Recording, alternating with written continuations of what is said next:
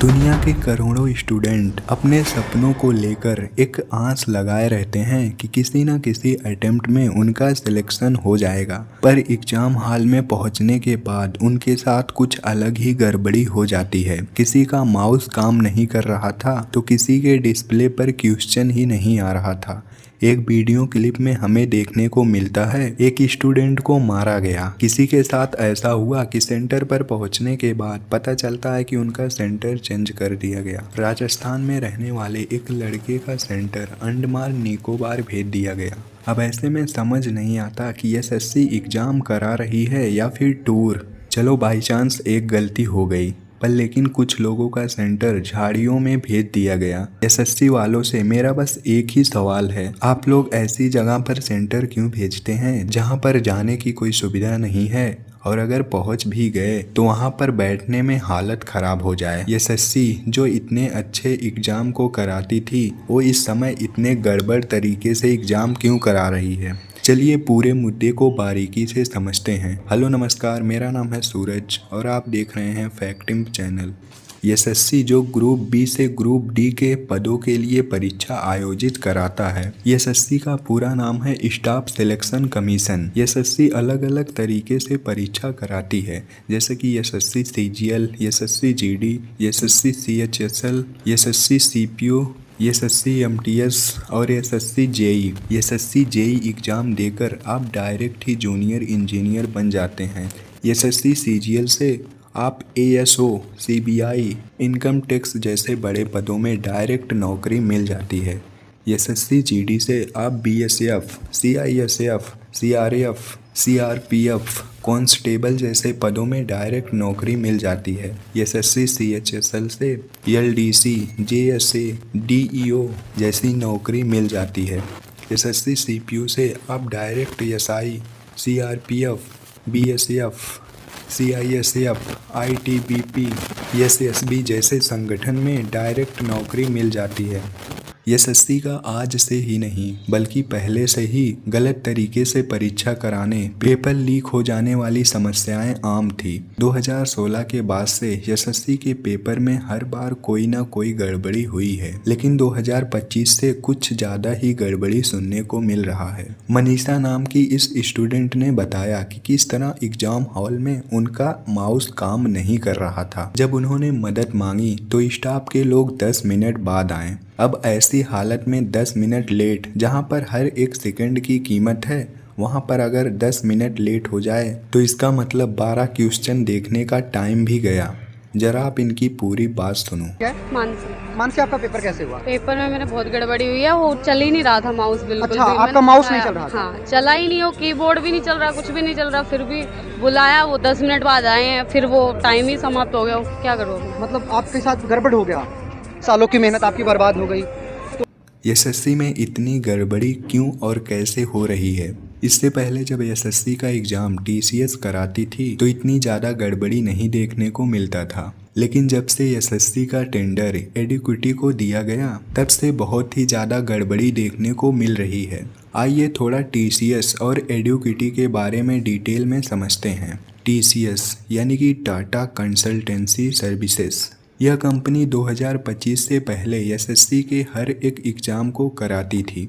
TCS के पिछले साल के करियर में कभी भी इतनी ज़्यादा गड़बड़ी नहीं देखने को मिली जितनी गड़बड़ी एडुकेटी ने एक ही साल में दिखा दिया। जब पहले टीसीएस एग्जाम कराती थी तो वह पर स्टूडेंट 311 रुपये लेती थी, लेकिन 2025 में जब एग्जाम के लिए बोली लगाई जा रही थी तब एडुकेटी ने सबसे कम प्राइस रखा, पर स्टूडेंट 220 रुपये। सवाल ये था, क्या एडुकेटी 220 रुपये में परीक्षा करा सकती है? जहां पर टीसीएस 311 रुपये में परीक्षा कराता था वहां पर एडुकेटी 220 रुपये कर दी। लेकिन सवाल ये था, क्या इतने पैसे में एडुकेटी परीक्षा करा सकती है? ये सवाल नहीं था बल्कि डर था, और ये डर सच हुआ। अधिकतम जगहों पर सिस्टम में खराबी देखी गई।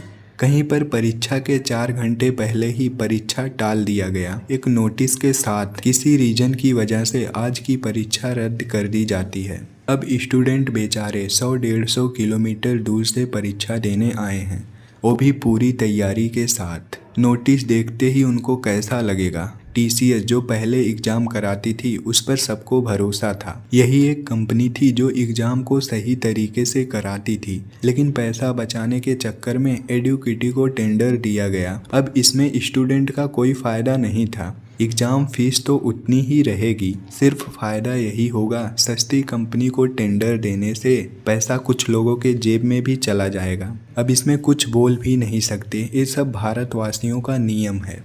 मेन प्रॉब्लम ये थी क्वेश्चन गलत दिया जा रहा था। अधिकतम क्वेश्चन सिलेबस से बिल्कुल बाहर के थे। कितना बाहर, सुनो।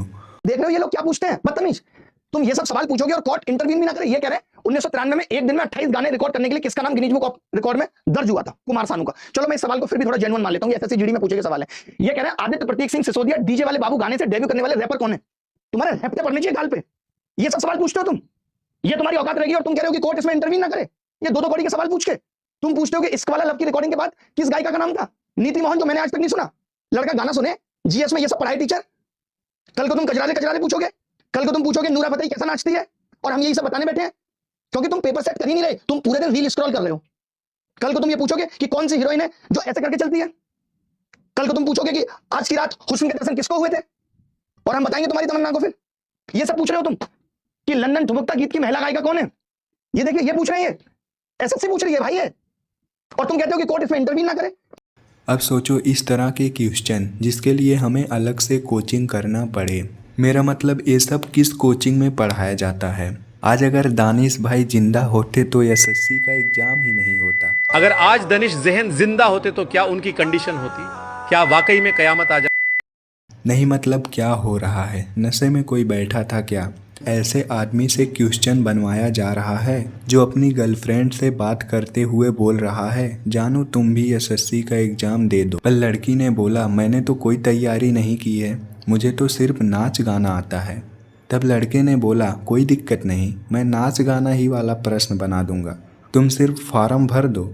लड़के ने गर्लफ्रेंड के नशे में तो ये सब प्रश्न बना दिया, पर भाई उनका क्या होगा जो 2-2, 3-3 साल से कोचिंग में घिस रहे हैं। बेचारे एक चीज़ याद करते हैं दूसरा भूल जाते हैं, दूसरा याद करते हैं पहला भूल जाते हैं। किसी तरह घिस घिस कर पढ़ाई करते हैं, लेकिन एग्ज़ाम हॉल में पहुंचते ही कुछ अलग ही क्वेश्चन मिल जाते हैं।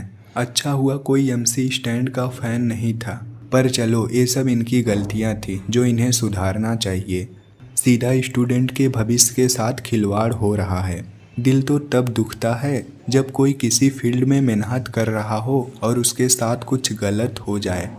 अधिकतम स्टूडेंट सुसाइड क्यों कर रहे हैं? इसका सीधा आंसर है एग्ज़ाम की टेंशन, घर वालों का प्रेशर, और वहाँ एग्ज़ाम हॉल में पहुँचते ही कुछ अलग ही क्वेश्चन। इतने सब टेंशन में कुछ स्टूडेंट गलत कदम उठा लेते हैं।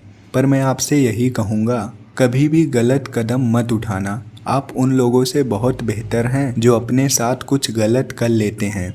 अरे एक बार नहीं निकला, 2 बार नहीं निकला, तीसरी बार तो निकल जाएगा। कैसे नहीं होगा? मौत किसी चीज़ का सल्यूशन नहीं है। आपकी मेहनत कुछ कर गुजरने की होनी चाहिए, ना कि किसी के टेंशन में मरने की। अगर जीत तुम्हारी नहीं हुई तो इसका मतलब गलती और लापरवाही तुम्हारी है। भाग्य वहीं तक चलता है जहाँ तक तुम्हारी सोच चलती है। जैसे ही तुम मेहनत करना स्टार्ट करते हो वहीं से भाग्य बदलने लगता है। तुम्हें हर एक चीज़ को त्याग कर अपने गोल पर फोकस करना है, चाहे जो हो जाए। बिना कुछ किए किसी का भला नहीं होने वाला। बस आज के लिए इतना ही था, मिलेंगे किसी अगले वीडियो में, तब तक के लिए बाय बाय। वीडियो को लाइक करना, चैनल को सब्सक्राइब करना।